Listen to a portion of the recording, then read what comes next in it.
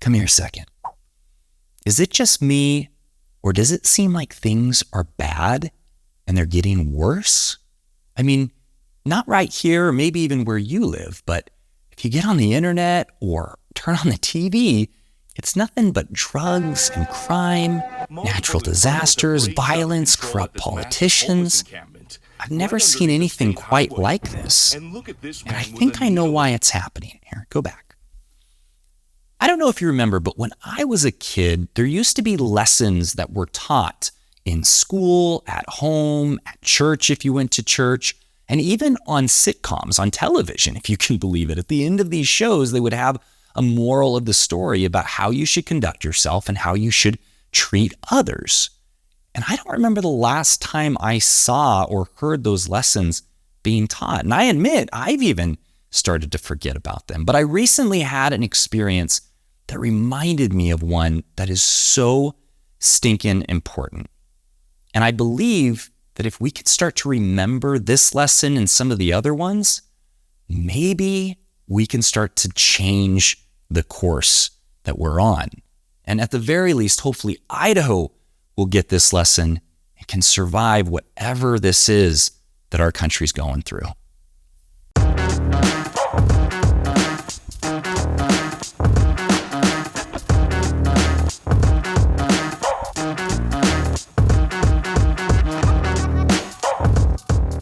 Welcome to Living Life in North Idaho. Normally on this channel, I talk about what it's like living, eating, working, playing, and buying real estate here in Idaho. So if that's what you're looking for, you did find the right place. Tap the subscribe button, hit the notification bell.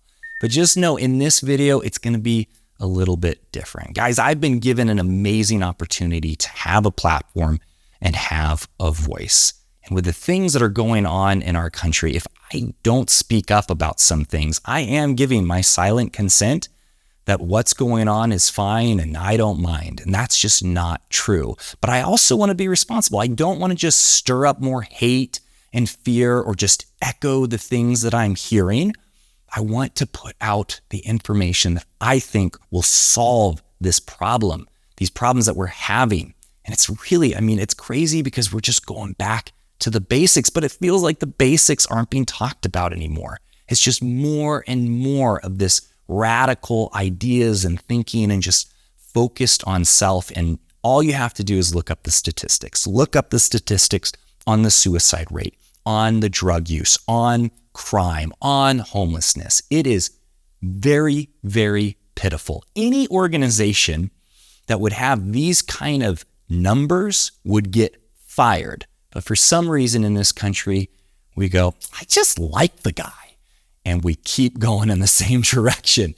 So I hope that by putting this message out there, it goes somewhere, and maybe not. Maybe it just reminds one person about what's really important, and that changes their life. And because of that, it changes multiple others. I don't know.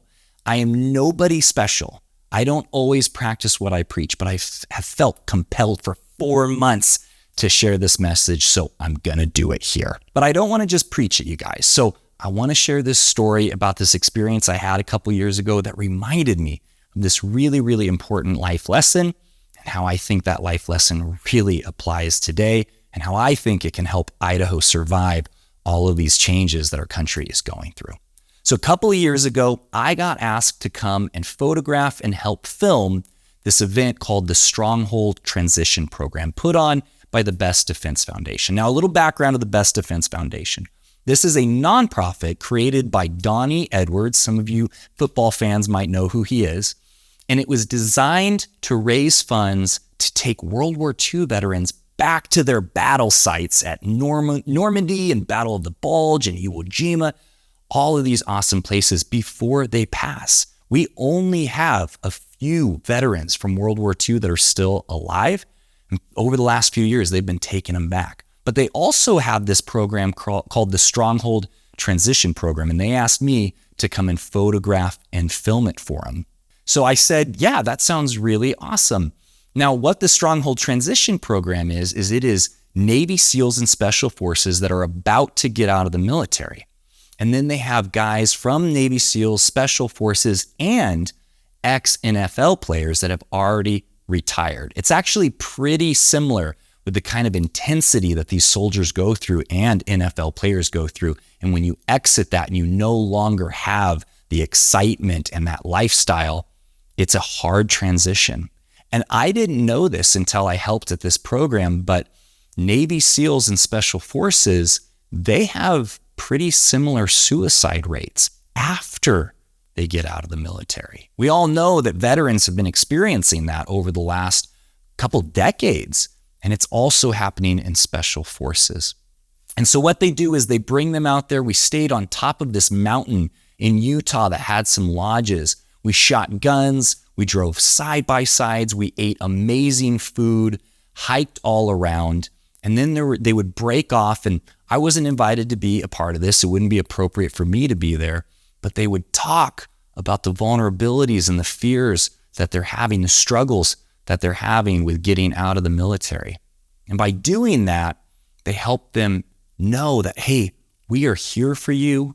You have somebody, and we're not going to forget about you. And through this program, they have seen a decrease in the suicide rates.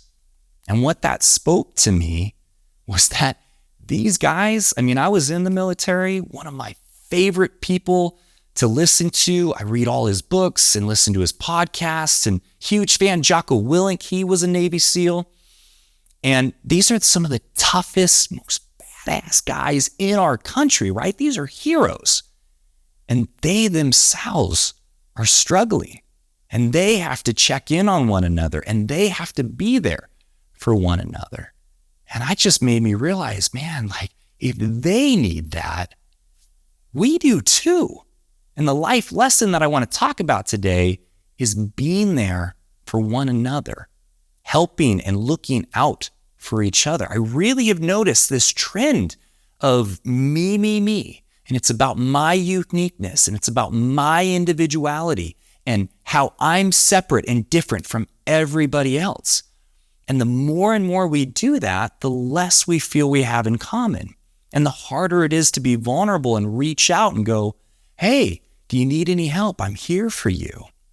And that clearly is leading to some big, big problems. Another story that I want to share is that my older brother, I've shared this before, my oldest brother, 20 years older than me, he was my best friend growing up. He was like a dad to me. And he slowly but surely cut out everybody from his life.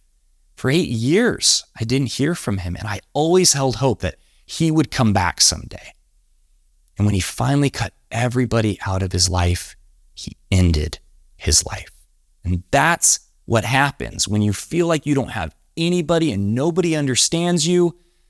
Depression sets in, loneliness sets in, and you feel hopeless.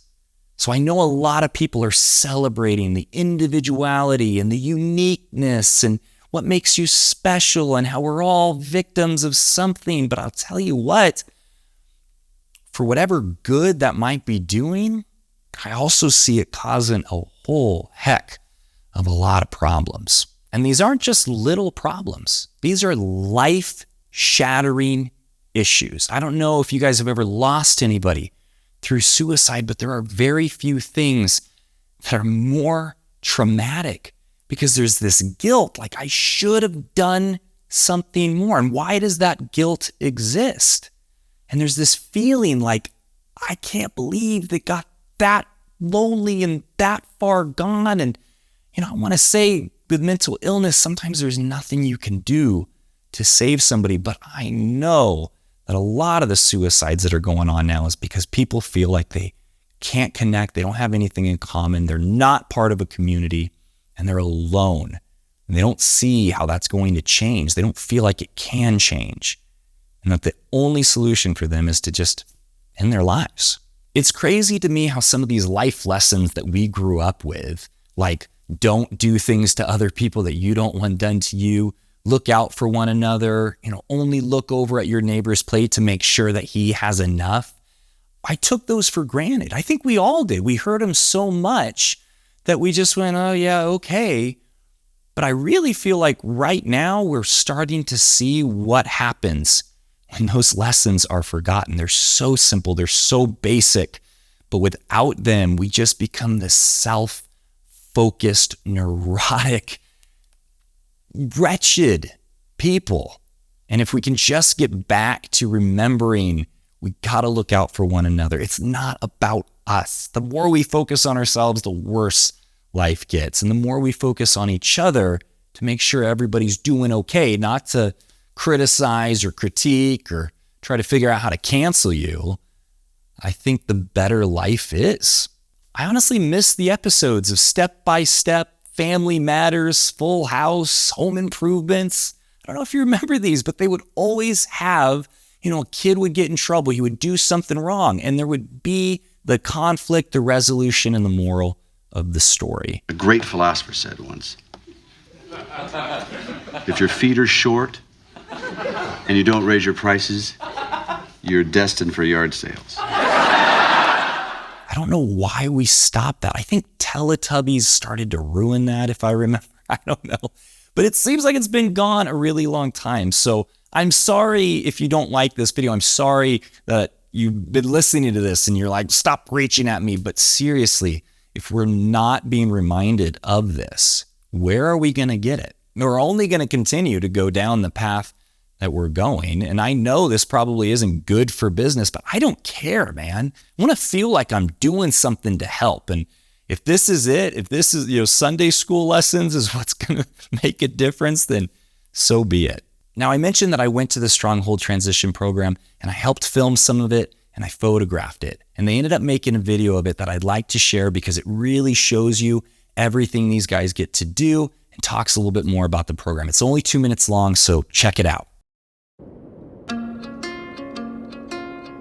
By playing football in the NFL for 14 years, I'm so blessed and so fortunate. I'm so proud to have the opportunity and the platform to give back to the men and women that serve this great country.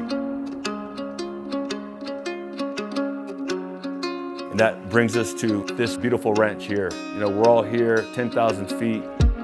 SEALs teaching SEALs what we know in transition and bringing the NFL guys in. Donnie's done a lot for the veteran community, so he's speaking from a place of knowledge and he cares. I think a lot of us have a lot of commonalities, things that we can share, things that we've gone through. Practice is one thing, but when the lights turn on is a different thing.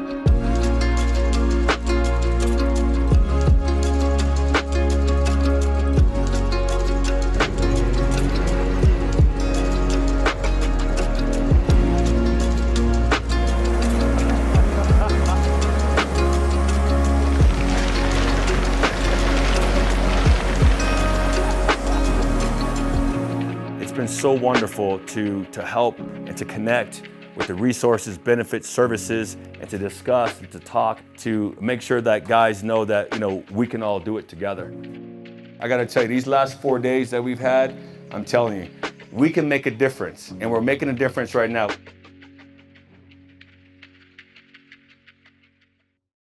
I'll tell you, there are not too many programs like this out there. And like I was talking about, this life lesson of we need to be looking out and taking care of one another. The Best Defense Foundation has a website, bestdefensefoundation.org. There you have the opportunity to donate whatever you can. You don't have to, but any donations you make will help World War II soldiers get back to their battle sites before they pass away. Most of them have never been, or it can go towards the Stronghold Transition program and help some of our nation's finest soldiers transition back into civilian life and lead healthy, good lives with their families and their friends. I decided to make a donation because I want to show you guys, I don't normally do this, but I want to show you I put my money where my mouth is. The Living Life in North Idaho Realty Group made a $2,500 donation. And honestly, it's a small drop in the bucket because it is expensive to put these programs on, to fly veterans all the way over to Europe. They take care of their food, the lodging, transportation. They even will fly over any nursing aids that are needed. So if that is something that's on your heart to do, go to their website, make a donation. If not, look around you. Think about your friends and family, maybe people that you think might be struggling, and just give them a call, ask them how they're doing. But more importantly, just know people don't like to talk about their struggles. Just go buy them a meal, show them some love, and I promise that will make a big impact. And if we do that more here in Idaho and we start doing that more in our country, it's one small step, but I feel really strongly that that's something that can help pull us back in the right direction. Till the next video, guys. I'll see you later.